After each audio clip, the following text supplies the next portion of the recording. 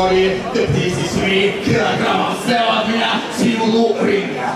Боец, который является мастером спорта по боевому самбо Российской Федерации, чемпионом Кубка России по боевому самбо 2017 года, мастером спорта по панкратиону Российской Федерации, чемпионом Кубка России 2016 года, чемпионом Москвы по боевому самбо. Тренируется под руководством Жолдыбая Намаша Рипова. Спортивный клуб «Отборс ММА» Москва, Улугбек, Аманбоев.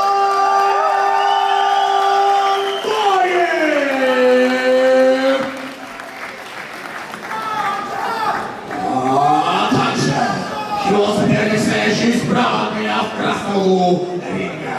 Боец, который является многократным чемпионом WEF. Представляет спортивный клуб «Колос». Известный чемпион этой организации Азам Эргашев.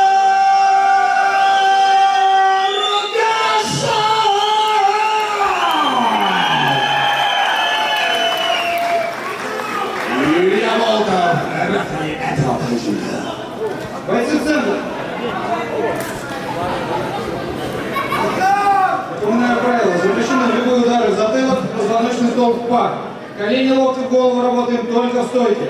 Запрещается хватать канаты и экипировку. Внимательно слушаем мои команды. По команде «Стоп» прекращаем все технические действия. Пожали руки по углам.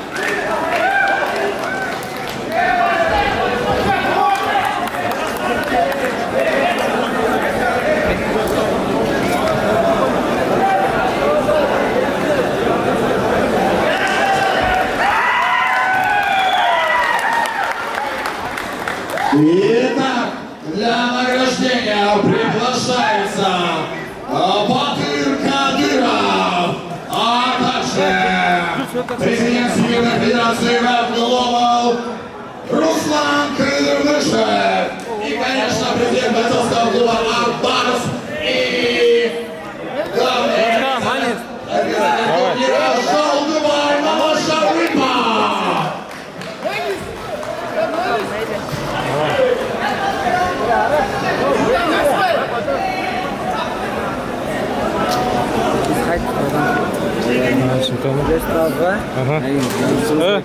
Съемкалар болса?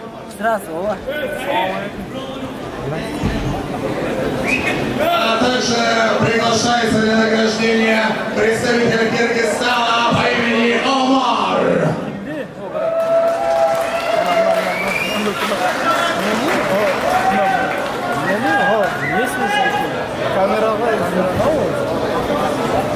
В этом поединке досрочную победу на 57 секунде первого раунда удушающим приемом одержал. Что